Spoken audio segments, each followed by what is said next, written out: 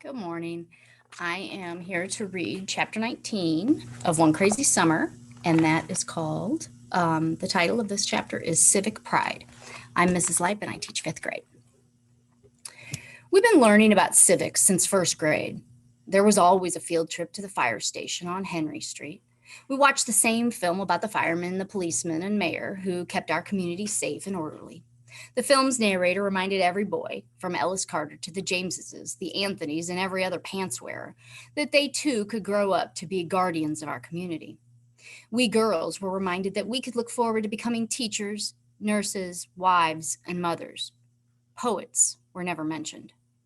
At the center, we had a civics lesson. We were being taught our rights as citizens and how to protect those rights when dealing with the police. Sister Macumba used the word policeman, while Crazy Kelvin, who filled in for Sister Pat, preferred to say the racist pig. He broke our rights down step by step as if there was no time to lose. Any given day, a police car could stop my sisters and me on our way to the Safeway market and search our bags and groceries. We had to be armed with our rights. As the lesson went on, it seemed like all Crazy Kelvin wanted us to do was call the police the pigs. He started out with Hirohito. My man, Hirohito, who knocked down your door and arrested your father? Hirohito's face fell to the table. He looked worse than when Sister Macumba asked him to revolve and spin around the sun. He picked at a flaky piece of skin on his thumb. Normally, I'd think, ooh, nasty boy. How disgusting. Instead, I felt sorry for him with Crazy Kelvin poking at him. Hirohito answered, the police. Crazy Kelvin said, the who? Hirohito said, the Oakland police. That wasn't good enough for Crazy Kelvin, whom we had to call Brother Kelvin in the classroom. He looked like a bony, big-beaked chicken going, the who? The who? It was like the time he shouted black girl at my sisters and me while we shouted back colored girl.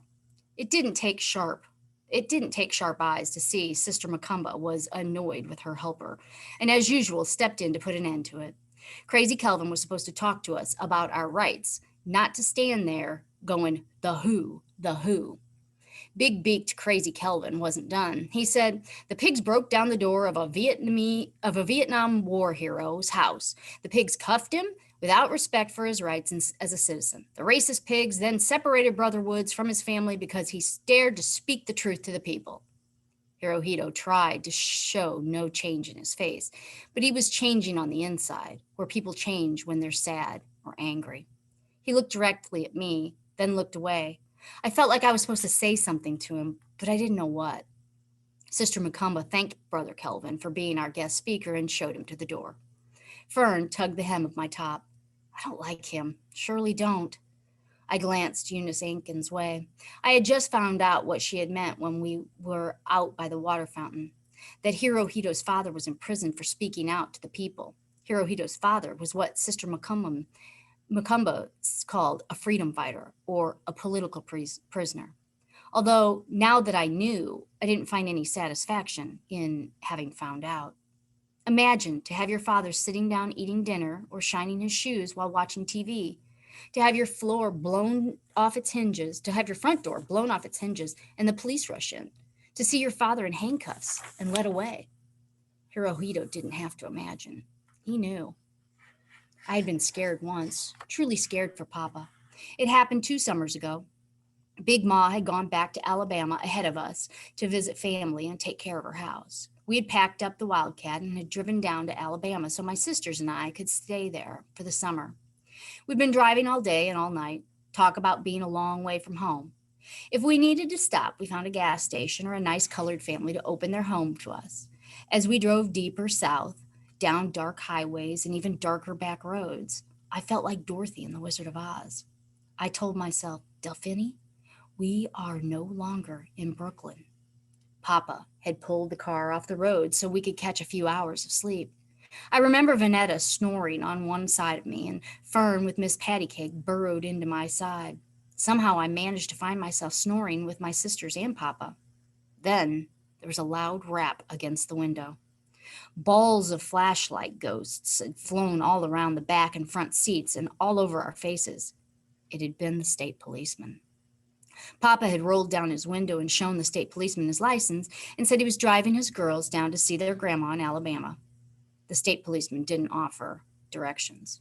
He hadn't called Papa Mr. Gather either, or citizen, like the helpful police officer in our Civics Pride film. I heard what the state policeman called Papa. I heard it all right.